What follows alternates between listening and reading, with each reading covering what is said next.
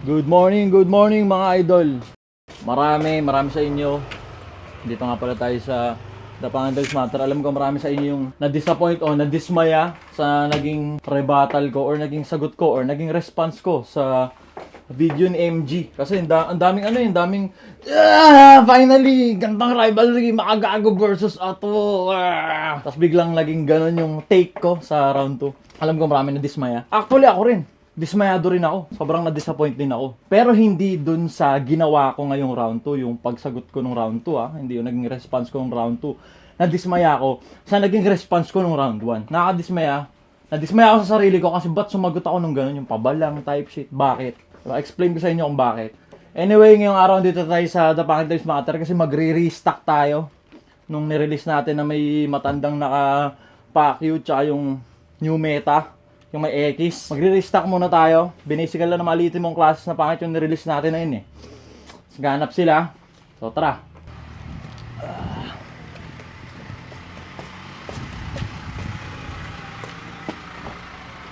Let's go.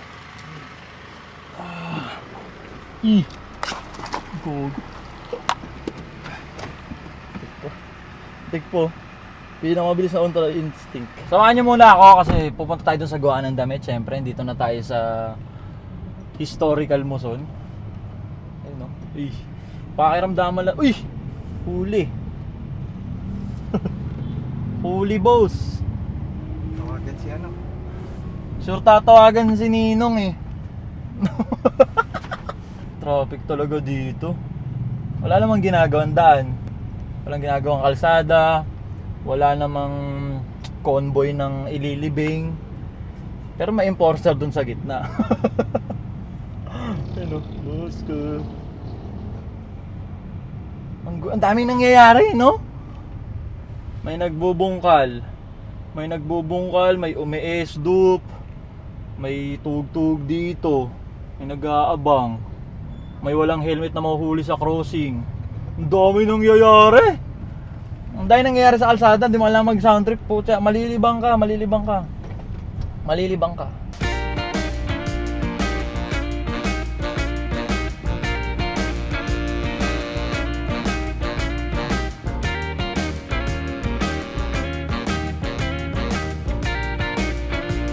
Tao po. Andito na tayo sa gawa ng The Pangandals Matter shirt. Muna tayo siyempre. Mami! Ayun, ito may suot ni Mami. Ayun, binasigan ng mga ano eh. Si Mami yan, yun mismo, yung nasa picture siya yun. Marami ako nito eh. Nandun sa taas, pinapakot Yeah. kaya tayo ano. Good morning! Good morning, mga madam. Sige, Mami, dan na mo. Mang okay to. No? Alright na to, madam. Sa dalawang supot. Restock. Kasi magpapasko eh. Hindi alam ng mga classes anong gagawin nila sa mapapamaskuhan nila eh. Diba? Tapos nung pagka-release natin, binisigan lang. Restock agad. Boom.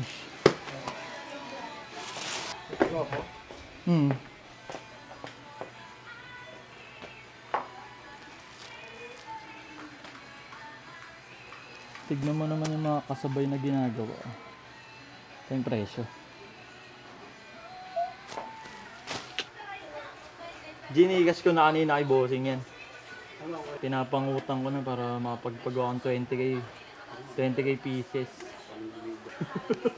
Pinapangutang.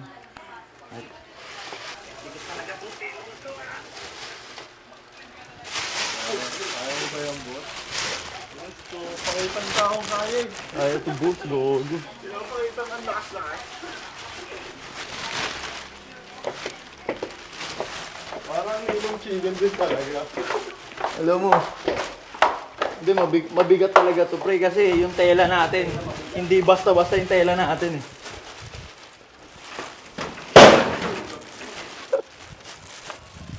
Tai para. Mabigat talaga to par. Gawa lang yung tela. Hey bossing, Okay na yung bossing, kami sisibat na. At andito na tayo ngayon ulit sa aking magiging physical store kapag nagkaigi. Ay, nakakapagod. Grabe yung puta na. 4 na oras sa traffic, ang lapit-lapit lang nun eh. Mga tropang rider. Grabe yun, 2 hours sa traffic, ang lapit-lapit lang nun. North Caloocan lang, SJDM, Bulaan lang kami. Kain muna tayo guys. Nabot na eh oh. Galauna na eh. Flex ka lang ng... Nag-flex lang. Kain muna tayo. Ano bang meron? Hindi na may biryani, Lang pa. bossing. Wow. Chicken biryani. Yalog. Ano to, madam? Sitaw? Opo, patola sitaw. Sige, isa niyan, tsaka isang kanin. Lapit-lapit lang nun. Yung gawa ng damit, North Caloocan lang yun. San Jose del Monte, Bulaan lang kami. Traffic lang sa Muson eh. Pag dito naman sa Pang-Alat dumaan, yung Palagro na ruta, traffic pa rin, Sampaguita. Lapit lang nun. Kaya ng ano yun eh, 15 to 20 minutes. Sa kalating oras eh. Ano yung sinasabi ko kanina, yung sinabi ko sa inyo na kagaya nyo na dismayado. Dismayado rin ako dun sa naging rivalry, Makagago, Ato. Ano na yung mga tao? Ato versus Makagago. Dismayado rin ako nun, pero dismayado ako kasi naging negative yung response ko nung round 1. Doon ako nadismaya sa sarili ko. Kasi naging negative energy yung naging response ko sa supposedly constructive criticism niya sa akin, di ba? Tapos ako nakilala niyo ako na ano eh, yung mga negative na bagay, like for example, yung pagiging pangit, dito mong classes na pangit, parang hina-harness ko yung negative energy into positive, di ba? Ganun yun eh. Pangit lives matter, negative before. Ngayon, hindi na magamit na panlait sa atin. Negative energy, hina-harness natin into something positive. Ang nangyari sa akin nun, yung constructive criticism na ginawa niya sa akin na hindi naman siya negative, binato ko siya ng negative. Diba? Kaya negative din yung bumalik sa aking enerhiya matapos kung mag-respond sa kanya ng gano'n na negative. Sobrang sablay nun. Na-stress lang ako nun eh. Walang kapayapaan, walang gaan. Doon ako na-disappoint sa ginawa ko na yun. Na nag-response ako ng negative. Hindi dapat. Kasi ganun yun. Kung ano yung binato mo, yun yung babalik sa'yo. Wow! Surop! Yan si Bossing oh. Bossing! Bossing mo lang makain. Ito, kakain na mo. Kain tayo, meron tayong sitaw patola dito na inadobo na may sahog na baboy. Tapos, sort tayo ng damit mamaya pagkakain. Pero lalagay ko na sa TikTok shop yun, mabibili niya na ulit. Binisigan ng mga classes na pangit eh. Ubus agad eh. Sige ka, ikaw lang gumamit lahat.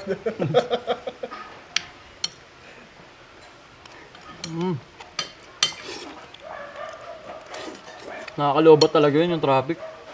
Lobot na cellphone mo, kakagano mo ng reels. Lobot yung pagkatao.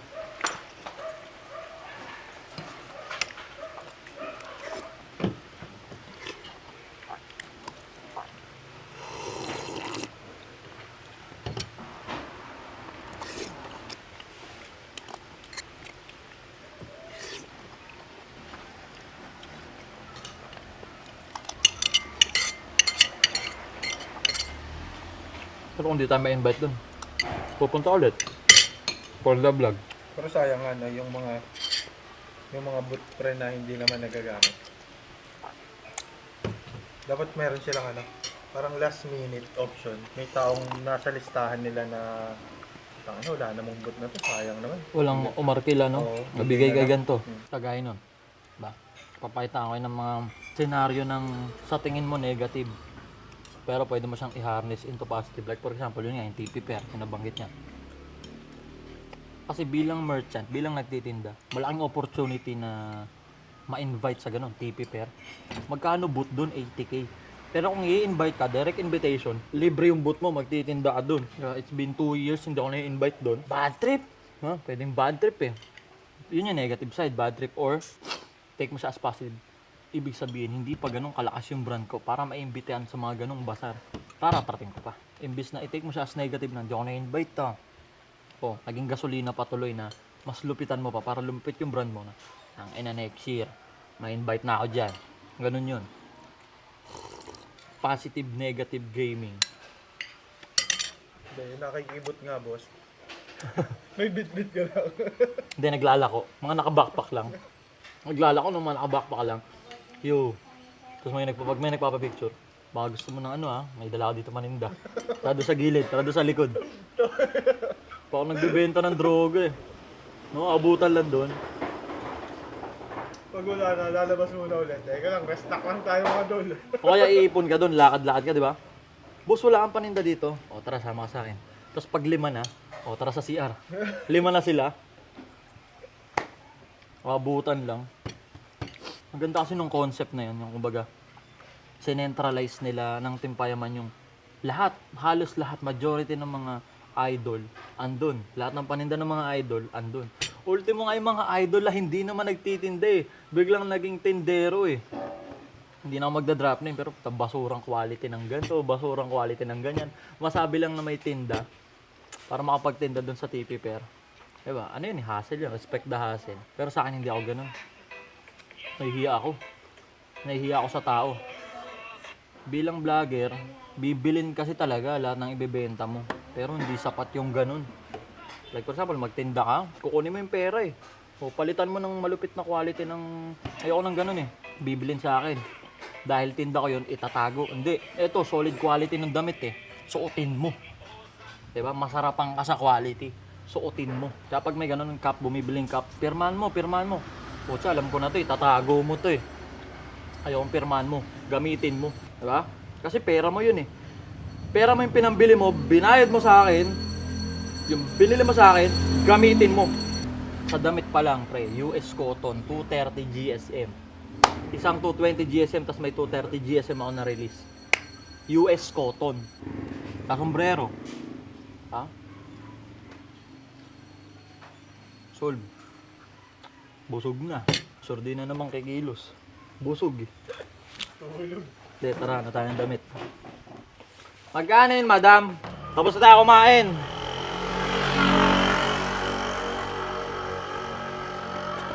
Bossing! Restock! Puta ng bigot. Mabigot talaga to, pre.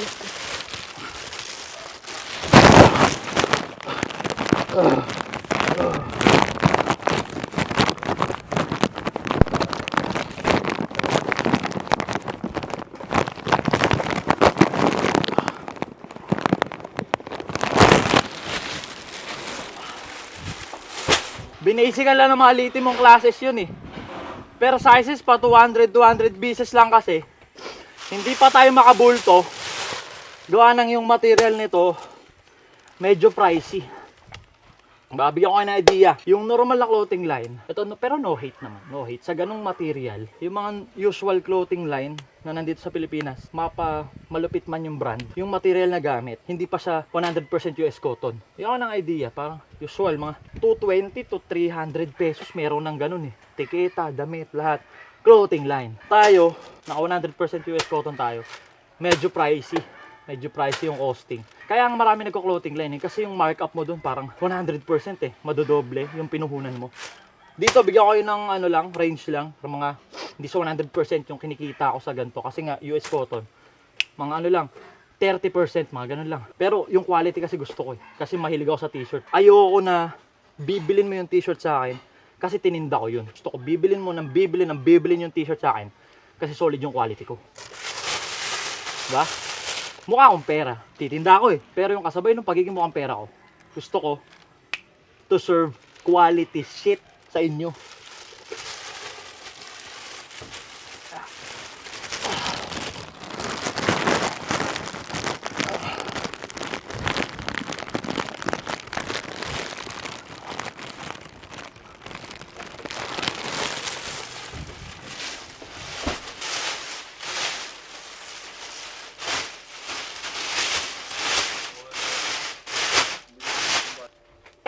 Nag-restock tayo ng mga stopar.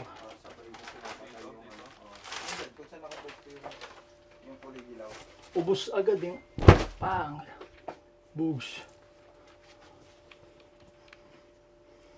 Ayun o, naubos kasi agad. Ayun o, binisigan ng mga classes eh. Oversize, yes, oversize. 100% US cotton. kusot, mayaman. Pag suot mo po kasi ito talaga, kahit wala ka pong pera, magmumukha ka pong mayaman. Sa KMJS. Ano? Tapos ito yung isa.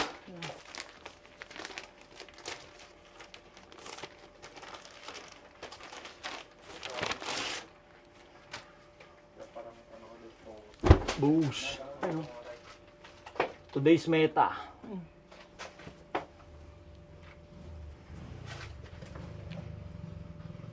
Nasa TikTok shop lahat yan, pati yung mga sombrero. Sa TikTok shop lahat.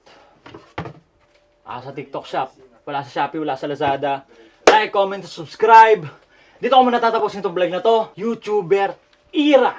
Like, comment, and subscribe. Wala pa akong outro eh. Wala pa akong outro. Hindi ko pa alam gagawin sa outro. Pero YouTube.